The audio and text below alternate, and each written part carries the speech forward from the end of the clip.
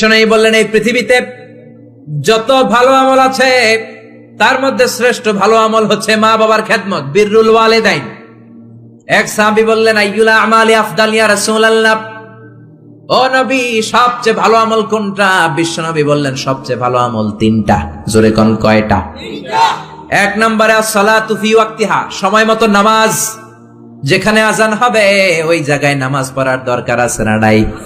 সালাতে কায়েম করো, সালাতে কায়েম করো, হবে সম্মানী তুমি, হবে জান্নাতি তুমি, হবে সম্মানী তুমি, হবে জান্নাতি তুমি।